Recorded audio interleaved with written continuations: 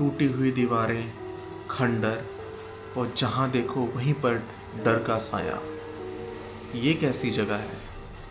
हर कोई जाने में वहाँ थोड़ा सा हिचकिचाता है। जहाँ दिन में तो लोगों की भीड़ लगती है लेकिन रात को कोई नहीं आता।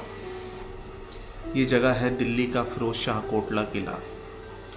इस कोटला किला के साथ वैसे तो बहुत सारी यादें जुड़ी हुई हैं। इन्हीं यादों के साथ ही कई कहानियाँ बनी, कई किस्से बने। इन्हीं किस्सों में से एक कहानी है राहुल की कहानी, जो वैसे तो भूत प्रेत जिन्नात किसी भी चीज़ में विश्वास नहीं करता, और कहीं भी कुछ पता चल जाए, कुछ हलचल हो रही है, तो वहाँ पहुँच जाता है कि मुझे कुछ एहसास हो सके इस चीज़ का। इसी एहसास के लिए वे पहुँच गया फिरोज शाह कोटला के किले में।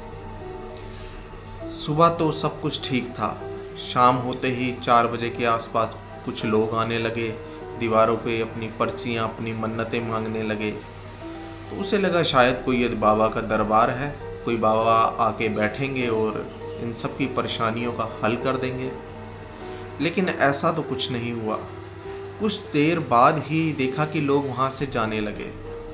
अब उन्होंने जाते हुए लोगों से पूछा कि आप लोग यहाँ आए और कुछ ना कुछ आपने मांगा, तो ये क्या था? कौन पूरी करेगा आपकी ये मुरादें? कोई बाबा तो यहाँ है नहीं। तो लोगों ने बड़ा अटपटा सा जवाब दिया। वो जवाब था जिन्नात। जी हाँ, जिन्नात पूरी करेंगे हमारी सारी मुरादें। तो ये क्या चल रहा था? उन लोगों ने बताया कि ये आज से नहीं, कई सालों से लोग यहाँ आते हैं और अपनी मुरादें मांगते हैं और घर चले जाते हैं। जिसकी नौकरी नहीं होती नौकरी लग जाती है, जिस पे कर्जा होता है उसका कर्जा धीरे धीरे सब खत्म हो जाता है। तो इसी बीच में राहुल ने जैसे ही उसकी बात सुनी वो हंसने लगा। अब उसे नहीं पता था ये हंसी कोई और भी सुन रहा है। अब राहुल ने मन ही मन फैसला किया कि मैं रात में यहीं पे ठहरूंगा।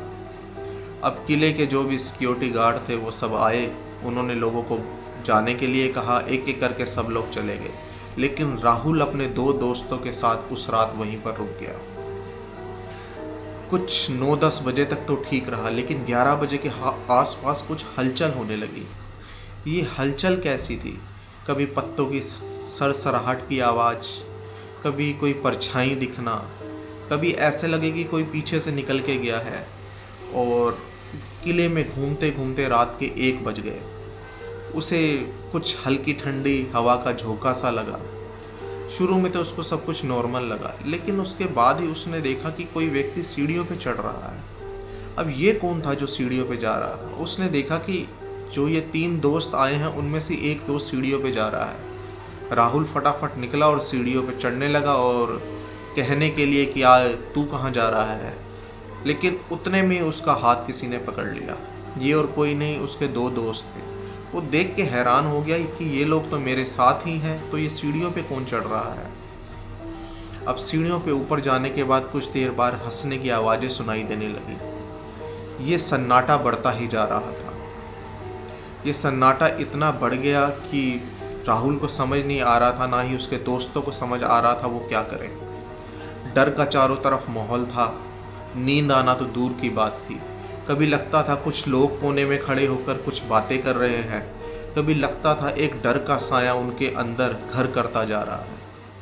ये डर पूरी रात में बढ़ता ही गया। सुबह जब 9 बजे सिक्योरिटी गार्डों ने गेट खोले तो वो तीनों युवक बेहोश पड़े थे। अब तीनों को हॉस्पिटल लेके जाया गया। जैसे ही वे होश में आए तो उनमें से एक की मानसिक हालत तो खराब हो चुकी थी, वो पागलों जैसी बातें कर रहा था, और जो 2 थे वो इस बारे में कुछ बात नहीं करना चाहते थे। 3-4 दिनों के बाद राहुल अपने घर गया। उसके बाद कुछ लोगों ने उससे बात करने की कोशिश करी, लेकिन उसने किसी से बात नहीं करी। वे आज भी उसी डर के साए में जी रहा है। आज भी उसको वही डर सताता है, वही किला उसको सपनों में दिखता है। ये कैसी आहट थी कि कोई दिखा भी नहीं, खाली एक एहसास था, और ये एहसास पूरी ज़िंदगी के लिए उसके दिल में एक डर बना के बैठ गया। ऐसे ही किस्से कहानियों के लिए आप हमारे चैनल को सब्सक्राइब करें। हम फिर किसी भूतिया और सच्ची कहानी के साथ आपके सामने आएंगे। धन्यवाद।